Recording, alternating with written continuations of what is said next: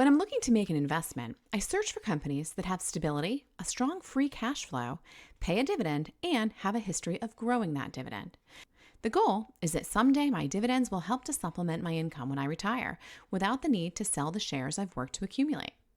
Which is why, while I'm busy working my 9 to 5, my investments are also working. They're growing through share price appreciation, and the dividend payments I receive are used to buy even more shares and add to the total value of my portfolio. So today, I want to share the magic of being a dividend investor. 9 of my holdings paid me last month. 3 companies from my Big Safe Dividend portfolio, 3 monthly payers, and 3 quarterly payers, which is where we will kick this off. Here at my house, we are DIYers. I'd much rather be swinging a hammer and pulling down plaster myself than paying someone to do it, because then I get to invest more, which is why I invest in companies like Lowe's. I currently own 14.3 shares and received $19.35 in dividend income. You can see year to date, Lowe's is actually up in share price by 4.5%. They trade at a PE of 17.86. With 60 years of dividend payments, Lowe's has a 5-year dividend growth rate of 18.65% and a payout ratio of 31.69%. The dividend yield, 1.89%. And when we look at the 10-year total return, it's 455.53%. Next to pay me is Abbvie Incorporated. The ticker symbol is ABBV. They're a pharmaceutical company, which is a spinoff from Abbott Laboratories. I currently own 41.6 shares and received $64.01 in dividend income. In the last year, they're up in share price by 17.11%, and if we look at the year-to-date numbers, we'll see 14.92% in share price appreciation. The forward PE is 15.89, and when we look at those dividend grades, we are pretty impressed. They're pretty solid, you guys.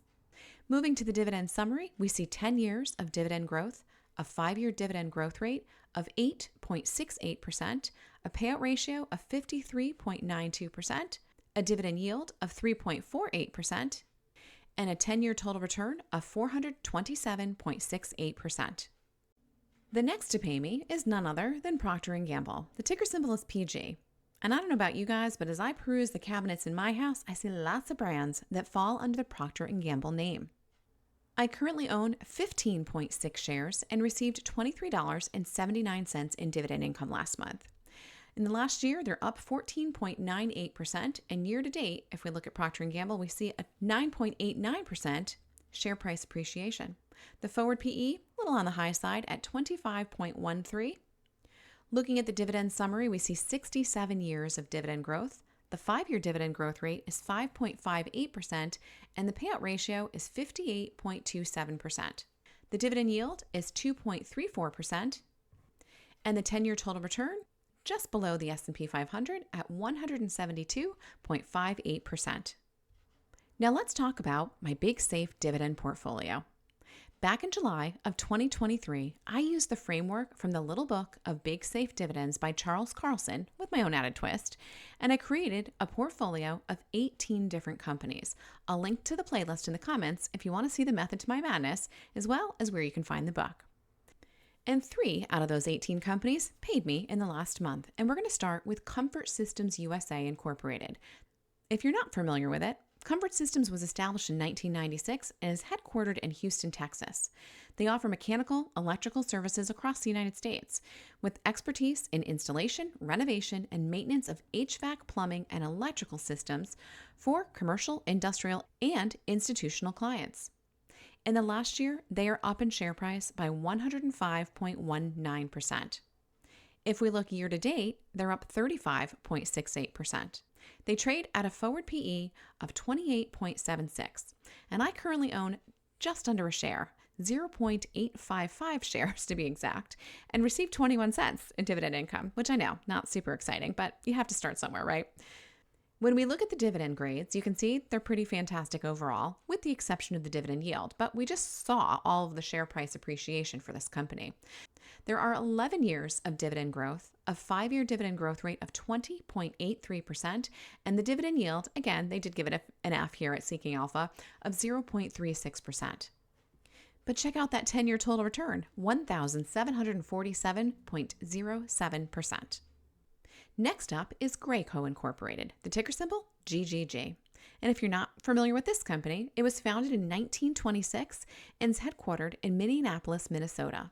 They design and manufacture fluid and powder handling equipment for global markets. You can see in the last year, they're up in share price by 28.53%. Year to date, they're up 4.15%, and they're trading at a forward PE of 28.83, so definitely on the higher side. Looking at their dividend grades, you can see pretty similar to Comfort Systems USA, all A's in safety, growth, and consistency, with the exception of that dividend yield. Looking at their dividend summary, we see 22 years of dividend growth, a 5-year dividend growth rate of 11.48%, and a payout ratio of 31.48%. And there on the left, you'll see the dividend yield of 1.13%. I currently own 1.7 shares of Graco and received 41 cents in dividend income. And their 10-year total return is 298.52%. Next to pay me is Mastercard. Ticker symbol is MA. I currently only own 0.4 of a share and received 23 cents in dividend income. You can see here in the last year, Mastercard is up in share price by 33.16%, and year to date is up 11%, trading at a forward PE that is crazy high right now of 32.89. They too have some pretty solid dividend grades with the exception of that dividend yield. Looking at the dividend summary, we see 12 years of dividend growth, a 5-year dividend growth rate of 17.02%, payout ratio is only 19.33%, and the dividend yield, again, giving it that lower grade, is 0.56%. But the total return in the last 10 years is 547.96%. Now this brings us to the monthly payers in my portfolio, the first of which is Main Street Capital. The ticker symbol is MAIN. This company has been an absolute champion for me in the last year. Not only have I been receiving monthly dividends, but last year there were 4 special dividends, and I'm understanding that there may be another one coming at the end of this quarter. And if you want to learn more about business development companies, because that's what Main Street Capital is, I'll link to a recent video I did in the comments if you want to check it out. I currently own 133 shares of Main Street Capital and received $32 in dividend income. In the last year, Main Street is up in share price by 15.51%, and year to date, we've got a 4.9% share price appreciation. The forward PE, 11.7, some solid dividend grades overall with the exception of dividend consistency, and that shows 2 years of dividend growth, a 5-year dividend growth rate of 3.78%, and a dividend yield of 6.35%. And Main Street Capital is pretty well in line with the S&P 500 for total return in the last 10 years, with 176.22%. The next to pay me last month was Realty Income Corporation, and this is another real estate investment trust, and it's way down in share price right now. In the last year, down 19.88%. Year to date, it's down 7.8%. And I popped on over quickly to the dividend tracker because you can see that from a profit and loss statement, Realty Income right now is my biggest loser. My average share price is $60.85 and it's trading at $52.94. So what do you guys think? Am I adding more shares? I own 147 shares and Realty Income paid me $37.52 last month. They are trading at a forward price to funds from operations of 12.46. Have 26 years of dividend growth, a 5-year dividend growth rate of 3.66%, the payout ratio is 74.1%, and the forward yield right now is 5.81%. And the 10-year total return, not beating the S&P 500, it's only 92.31%. The next monthly payer is the JP Morgan Equity Premium Income ETF, or JEPI. JEPI is the ticker symbol. I currently own 64.7 shares and received $19.35 in dividend income. You can see in the last year, they're up in share price by 4.83%. And if we look year to date, they're up 3.46%. This is an ETF and there is an expense ratio of 0.35%. And their 10-year total return is even worse than Realty Income at 58.42%. And with that, my total dividend income for last month was $193.19. Now, if we pop on back to the dividend tracker, you can see that I've made some gains in terms of my projected total annual dividend income. And I'm sitting right now at $4,672.33.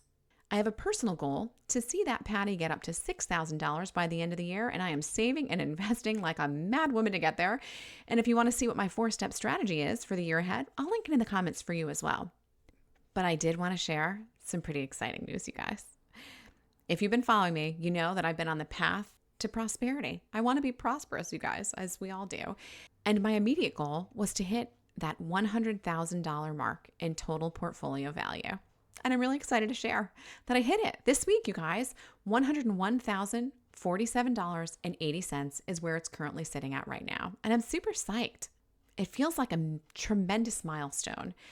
And I'm hopeful that now that I'm at this point, we're going to see some significant portfolio growth, and it's going to go even faster. So lay it on me. What's your total portfolio value? What are you anticipating in annual income this year? And leave me a comment below and then go and take a peek at this video next.